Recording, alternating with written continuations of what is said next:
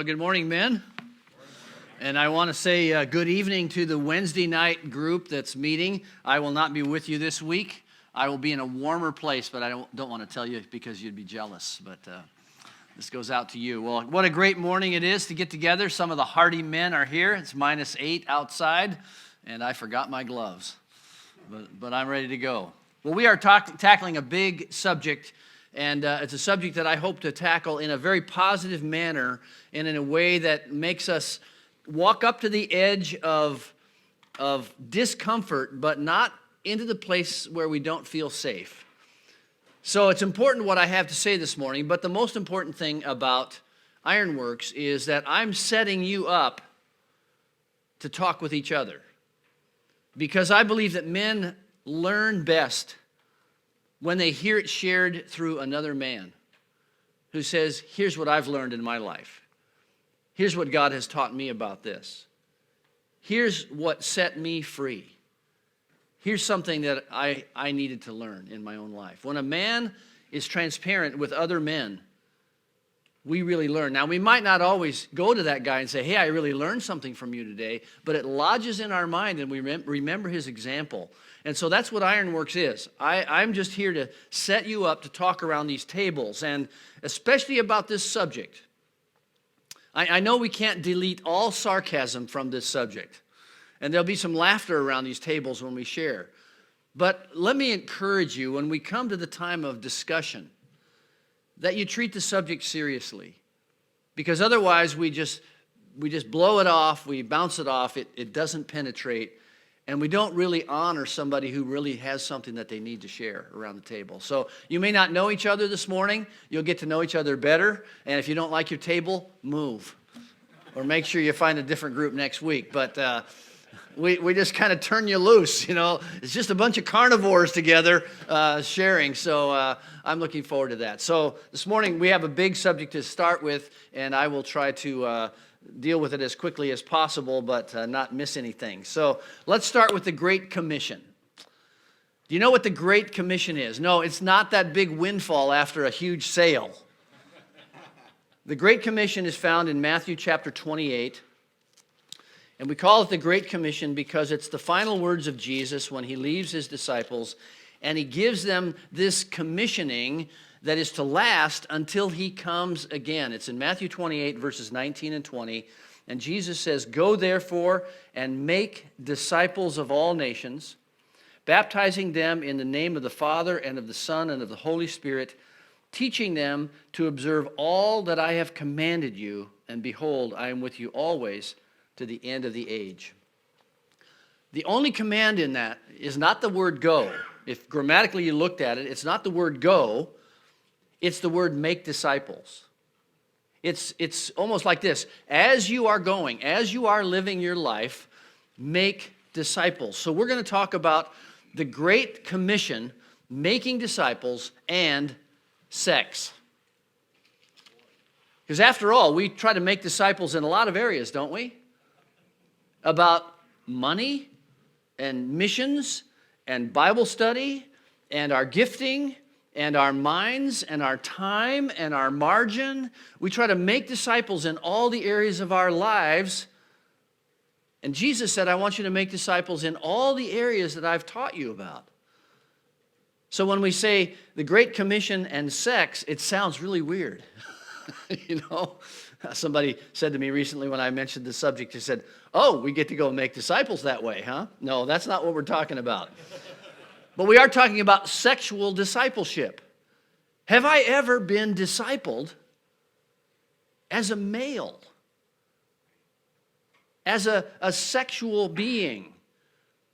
Somebody created as a man. It sounds so weird, and that's the point. It is weird to talk about sexual discipleship because we don't think about it in those terms. But Jesus has given us a roadmap and a way to be a disciple, a follower of him as men, as males. So that's what we're going to do this season because that's what Jesus taught us. And one of the real tragedies of Christian history is the divorcing of sexuality from spirituality. Because the Bible has such a high celebrative view of what it means to be a sexual person, a male, a man, or a woman created in the image of God. So let's take a quick flyover going all the way back to the Old Testament in Genesis chapter 1. And here's what it says in chapter 1, verse 27. So God created man in his own image. In the image of God, he created him, male and female. He created them. Sexuality, not the practice of sex, but the being of sex, was at the very beginning. And God made it, and he made it good. And he made it so that we are male and female. We're grounded in this image of God. It's central to relationship is our sexualness, our maleness. And remember, after everything that God created, he said it's good. And when he made females, he said it's very good. And he made females for males, right? And males for females. In Genesis chapter 2, verse 23 and 24, it comes back for a second run at how creation took place. I'm going to back up to verse 22. And the rib that the Lord had taken from the man, he made into a woman and brought her to the man. And then the man said, this at last is bone of my bones and flesh of my flesh. She shall be called woman because she was taken out of man. Therefore a man shall leave his father and his mother and hold fast to his wife, and they shall become one flesh. And the man and his wife were both naked and not ashamed. When God made woman, he didn't just speak her into being. There's this story about taking a rib from Adam and fashioning the woman so that she was really a part of him, but different than him. And you remember the story about how Adam was told to name all the animals, and it was after naming all the animals that, here's a rhinoceros, and then here's another one that looks just like it, but different. And here's a hen, and here's a rooster, and here's a doe, and here's a buck, and here's me, and there's a gap. And he recognized that he was alone, and it wasn't a good thing. A man left by himself is not a good thing. And so God created Eve. And so when God created Eve, what was Adam's response? He said, this is now bone of my bone and flesh of my flesh. I'm going to call her Wow Man. But I think the biblical writers contracted that because they knew that junior high boys would be reading this and going to their dads and saying, Dad, do you think Mom's a wow man? She's woman. She is woman. And one of the purposes of God was to multiply. And so when God gave this command, this mandate to men and women to multiply, Adam didn't look at Eve and say, oh man, that's going to be a drag.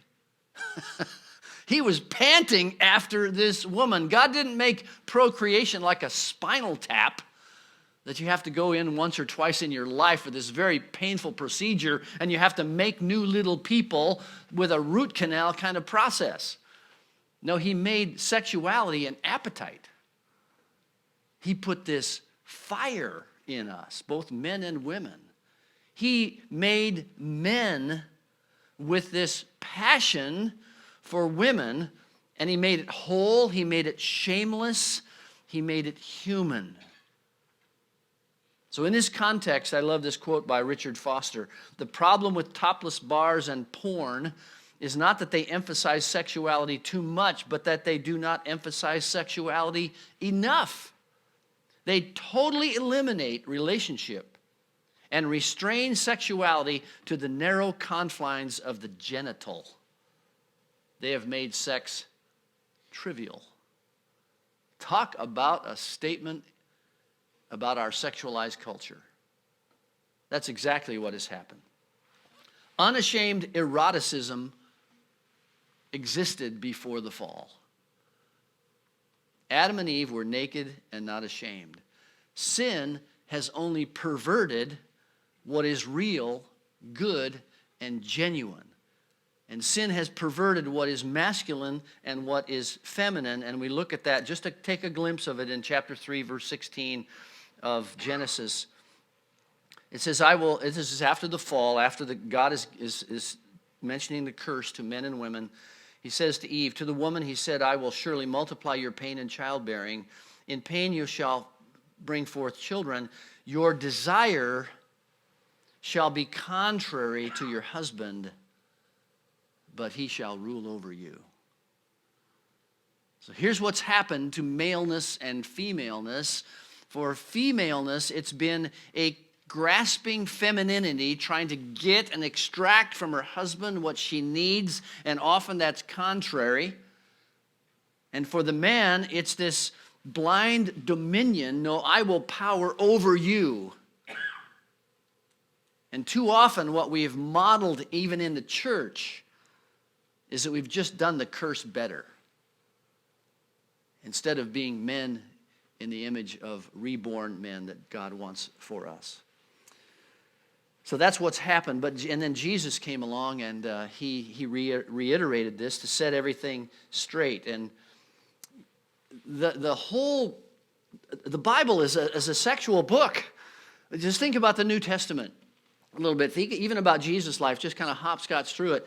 You know, he talked to the woman at the well in John chapter 4, and she wanted to talk about theology and who should worship here and who should worship there and where the Savior's going to be and all that. And Jesus asked her about her marital life, and he exposed her sexual history. And then he spoke to her heart. You think about the woman caught in adultery. You think about John the Baptist. Why did he lose his head? Because he called Herod out on his incest. Mary was a harlot. One of the Marys was a harlot. There's a whole sexual undercurrent in the New Testament because we live sexual lives. We are sexual people, and it causes us all kinds of problems. And what we want to talk about in this series is also the potential that we have. So let's look at a couple things briefly. In Matthew chapter 19, Jesus sets straight what has become twisted in the culture. He says, and he just reiterates to the Pharisees these words, have you not read that he who created them from the beginning made them male and female, and said, therefore a man shall leave his father and his mother and shall hold fast to his wife.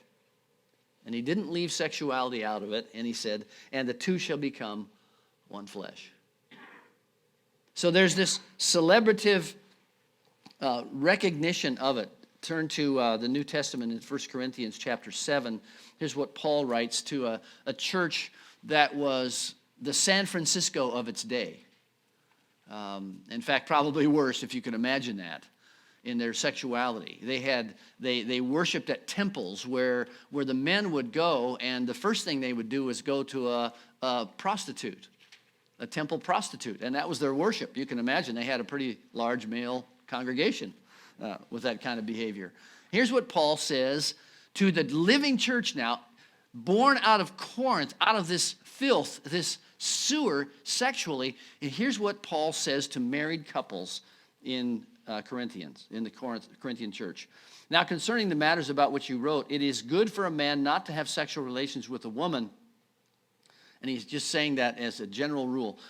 But because of the temptation to sexual immorality, each man should have his own wife and each woman her own husband.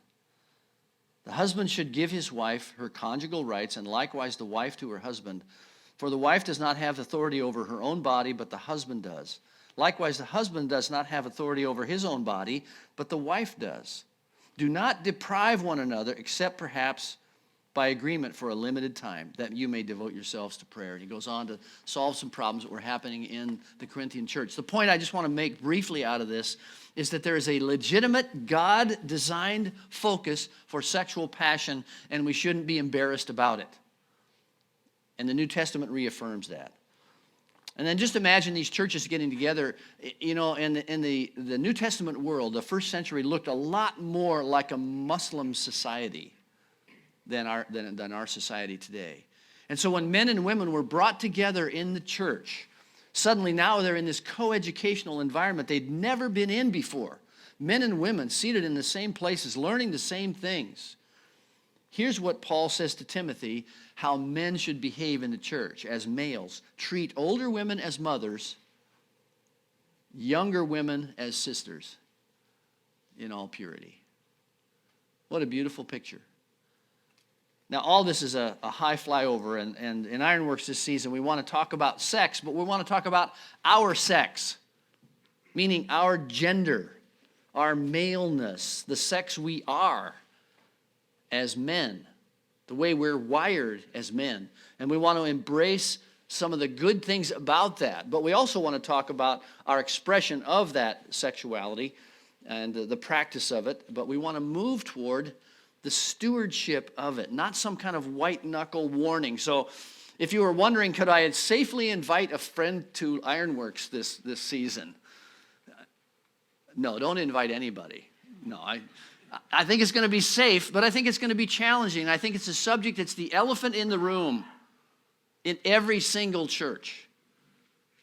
And that is, what is happening with our sexuality? And how do I express my maleness, my manhood, my manliness, without macho, but with strength? So we want to talk about our design when we do that. You know, a few years ago, I went on a work trip up to Trout Lake Camp, and I've been on many, and on this particular one, Al took his bulldozer and his bobcat, and he did a lot of dirt work up there for them. Actually did the first cut on making a soccer field up at Trout Lake. And one afternoon he said, hey, you want to drive the bobcat? And I said, I'd love to.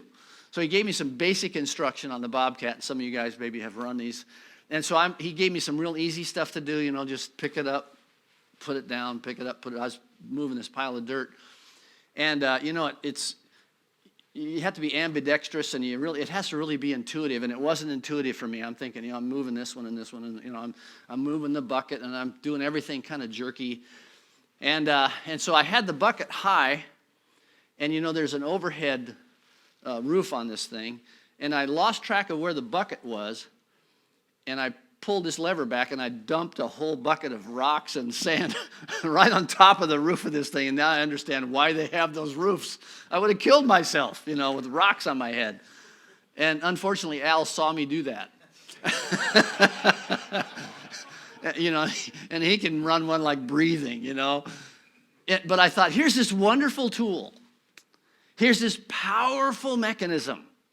Here's this thing that can move so much with so little effort, but it takes some skill to operate it. You know, I want to be that way in all dimensions of my life, but don't we want to see the potential and not just the problems of our sex, of our maleness, and our expression of that? Don't we want to use the power of that and use the privileges of that and keep growing and learning and become skillful? No matter how old you are, no matter what your experience is, there's a whole world of discipleship here for us to learn about who we are and how to handle that. And could there be any more charged environment than the one that we're living in now?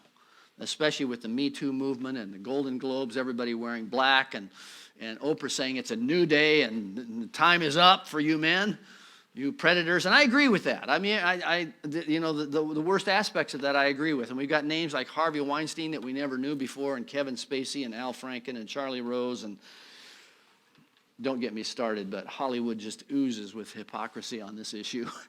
It's a 4-foot diameter sewer that's making 50 shades of gray, 50 smells of stink. You know, every other word is a sexually referenced word coming out of Hollywood. And we want to enshrine Oprah now because she has given us first-grade morality. I mean, I'm glad she did it, but, you know, let's face it, there's nothing new here. One of my favorite questions to ask of men is, in small groups, is what did you know about yourself as a male by the age of 12? Just an arbitrary number, 12 or 13. What did you know about yourself? Now, you probably didn't articulate this, but looking back, what were the operating principles of your life when you were 12, as a man, moving forward into, looking at your dad, thinking about driving, thinking about sports, all that stuff. What did you know about yourself at the age of 12? I'll give you 3 things I knew about myself. These were not necessarily true. What I knew about myself is that I could do anything I wanted to do in life. I don't say that arrogantly. I say that it was kind of blind optimism. Now, it's because I got good grades and I was athletic and, I succeeded at a lot of things and nobody really ever guided me toward my giftings. And so I thought, well, I could be an engineer. I could be a pilot. I could be a missionary. Oh, Lord, please don't send me to Africa kind of missionary. I could do anything I wanted to do. I felt like that. The second thing I knew about myself is that there was a calling on my life. Jesus had called me to himself, and I knew there was a calling on my life. I didn't know what it was. I knew that. The third thing I knew is that I am not a sexual person. That's not allowed. You don't talk about that. That's a secret. So I knew whatever it was, there was this part of me that was starting to bud in my life that I needed to squelch. Because we never talked about that in our youth group, which was my 2 sisters and myself. My mom used to turn off the TV with any sign of dancing legs. There was just, and the atmosphere was completely different then, 20 years ago.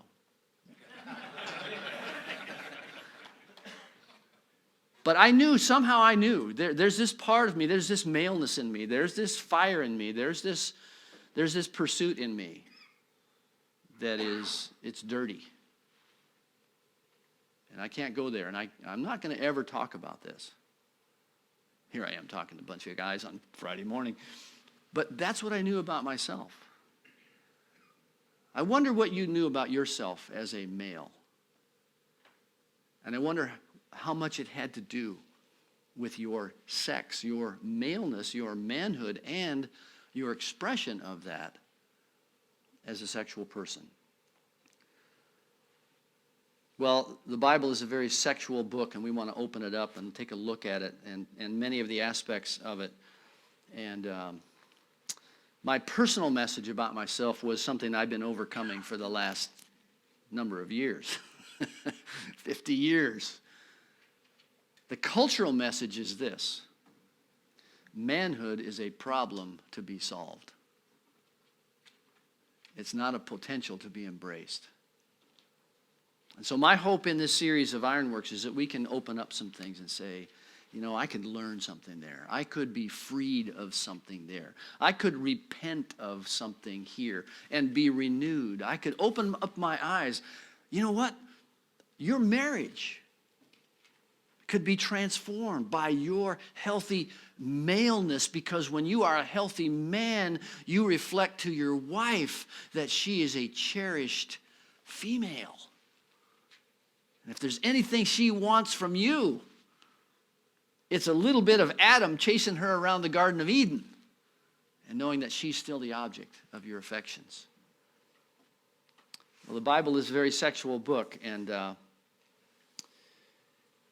but we want to talk about how that translates to our lives. So let me just give you 3 things that you're going to hear woven together, and I'll just summarize these because these are important. But you're going to hear some stories. You're going to hear from a woman during this series. A very brave woman is going to come here on a Friday morning at 6:30 and on a Wednesday night at 6:30 and talk to us.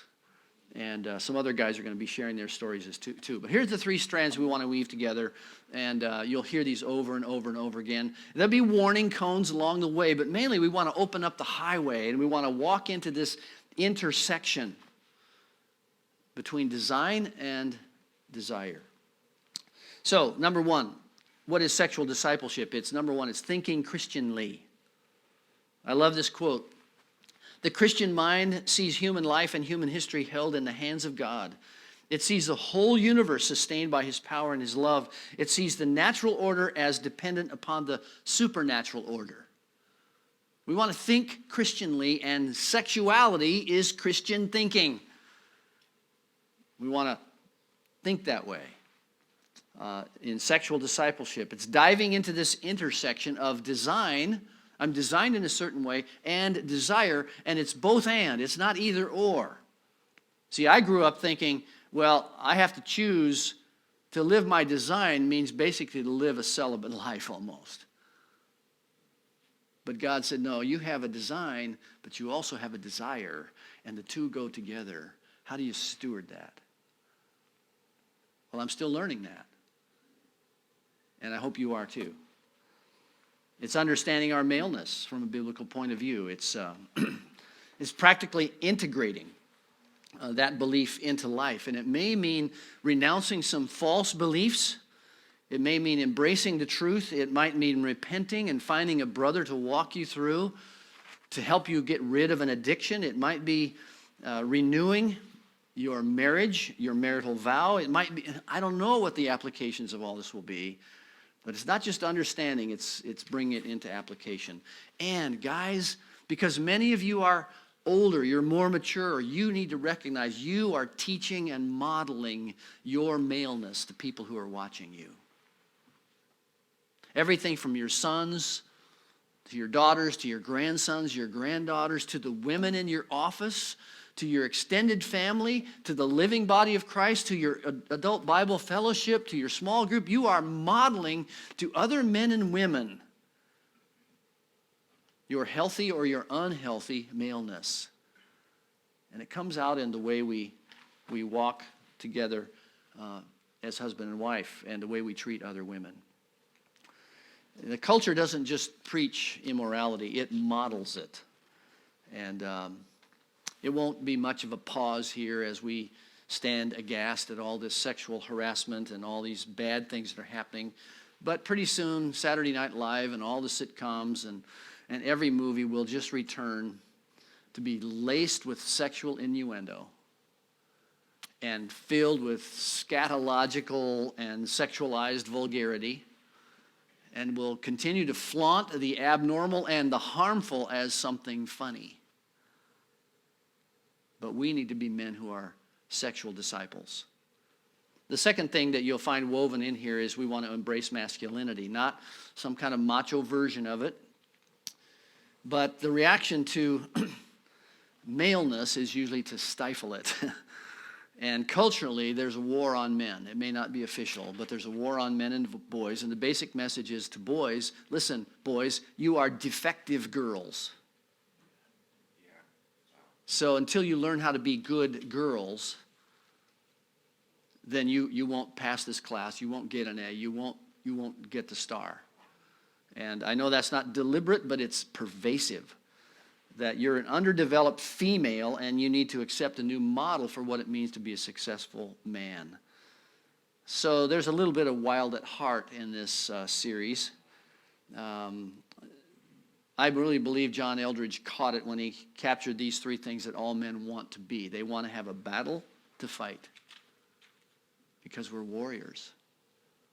Now, not everything's a war, but we do want a battle to fight. We want an adventure to live because we're explorers. And we want a beauty to rescue because we're born to be providers and protectors. That's manhood. That's maleness. We want to walk into that.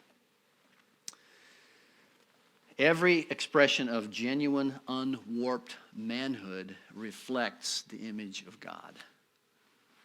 And he smiles and says, that's my boy. That's how I made you. You have a design and you have a desire.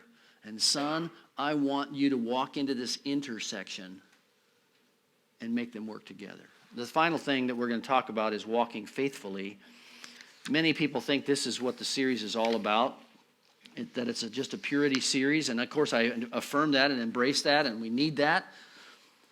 But the real battle is not just theological, it's not definitional, it's really personal. And if there's any battle that we fight with sin, this is probably at the top. Lord, how do I walk into this intersection?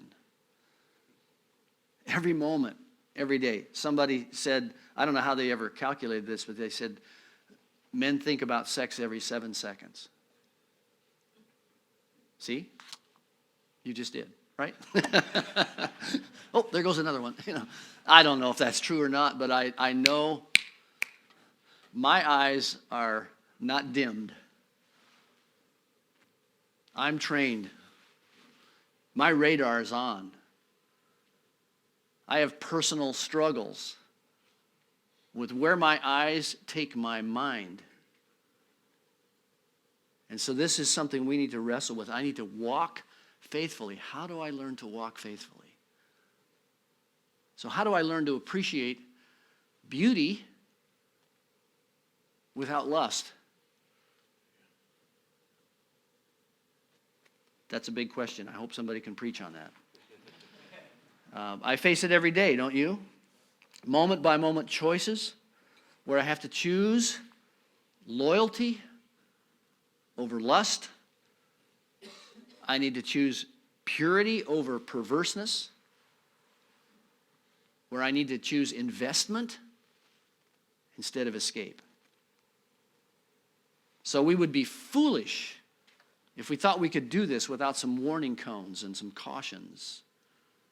But we would also deprive ourselves if we didn't move down the highway and say, God, help me open up to understand you made me in a certain way. It's been twisted by my family background, by that stupid guy Adam that started this whole thing, and by my own choices. And I've got a lot of repair to do. Maybe I've got some redemption to do. But Lord, I want to walk into my maleness, into this intersection, and rediscover really who I am. So with God's help, all things are possible.